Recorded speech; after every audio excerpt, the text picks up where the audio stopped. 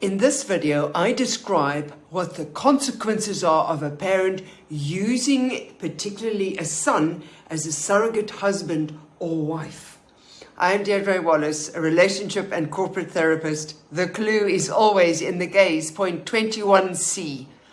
If a parent were either emotionally or physically unavailable, a child could be used as a substitute surrogate husband or wife. As a result, the child may realize the need to please a parent. However, deep down, they often harbor resentment and possibly anger too. This anger could be directed at both parents, the parent that uses the child and the other for allowing it to happen in the first place.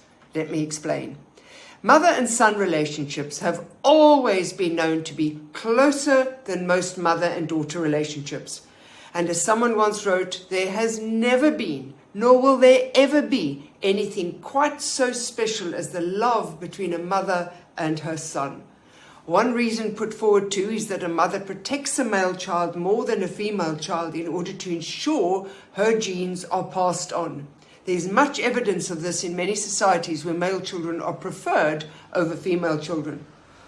This bond can, however, be very threatening to some fathers, and depending on their emotional background or issues around abandonment, they may feel not only threatened by the perceived loss of their partner, lover, and friend, they may also be intimidated by the idea of having another virile male in the family to compete with.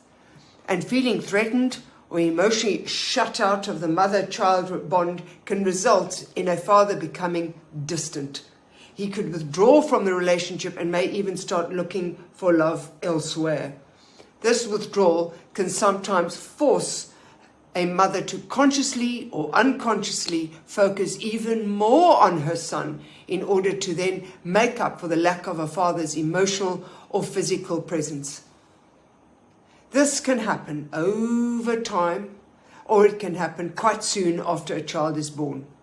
Also, and as discussed in video point 15, the Oedipus complex is a well-known phenomenon which has now been studied over many years via careful child observation, and it is an important phase that gets carried into adult relationships. It is based on the Greek myth in which Oedipus considered his father a rival for his mother's love, so he kills him and marries his mother, Jocasta. What has been observed is that the period between 18 months and 3 years is when a child, or in this case, the male child, becomes aware of his own sexual identity. This is the stage of sexual realization that daddy has a penis and mummy has a vagina, and that he has a penis just like daddy.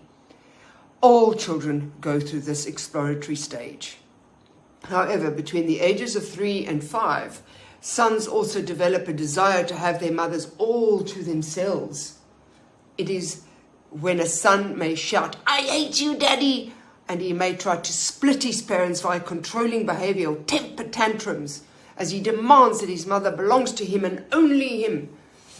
A wise mother will recognize this as a passing phase, and she will gradually emotionally stop and wean the child so that he begins to realize that mummy belongs to daddy and that he has a separate entity to the parental unit. Unfortunately, if a father isn't either emotionally or physically present, a child may lose out on what the Oedipal phase may teach him. Instead, the child may feel invincible and omnipotent because he will always have had mummy to himself, and he wouldn't therefore have learned that mummy should and does belong to daddy, or, for that matter, how to woo other people instead. Consequently, the male child may find it hard to develop an identity separate from their mother, and indeed this mother-son relationship may become fraught with boundary issues. Also, by not allowing a child to develop emotional independence, a mother may unwittingly create an environment which may lead to a child feeling emotionally stifled or smothered when their gaze may have become too much. This can lead to a stunting of emotional and mental growth, an inability to sustain long-term relationships, and 3, finding it hard to make important life decisions. and he may feel totally emasculated. Unfortunately, many men and indeed women have suffered from this, and consequently many run a mile from any long-term relationships in adulthood, fearing it may involve a similar emotional commitment as experienced with their mothers, which could trick, force or coerce them into a situation of entrapment. Also, if a mother's life revolves around her son, she will be lulled into a false sense that he will never desert her. It is also well known that mothers have either suggested or insisted that their sons remain faithful to them until their death. This is also why so many of these men often only marry after their mothers have passed away, or not at all, fearing a repeated claustrophobic commitment. Indeed, I knew a friend's uncle who only got married well into his 60s because he had to wait for his mother to die. She had made it all too clear that she couldn't abide him leaving her, and she used the threat of his inheritance to make sure he obeyed. These ensnared feelings can be made worse if a mother's cuddles, hugs and kisses had been turned into subtle sexual advances, possibly even leading to physical incest. Consequently, a child may feel subsequent relationship and sex with another very hard to sustain.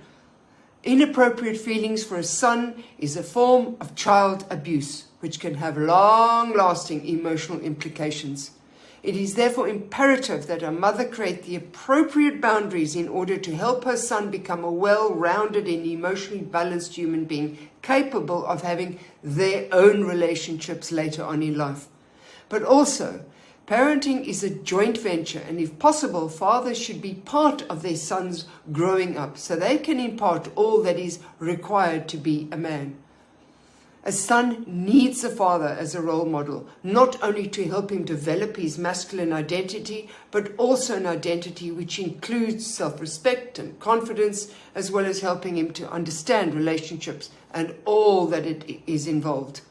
And as Jane D. Hull once wrote, at the end of the day, the most overwhelming key to a child's success is the positive involvement of both parents. And also, oppressive tyranny experienced from either parent is not the tyranny's fault. It is often also the fault of those who succumb to it. Now back to you. Did you experience any of this? And how has it affected you? Please do use your journal to write down what you may have experienced, as this will help you learn more about yourself. And do comment if you have any questions. Thank you.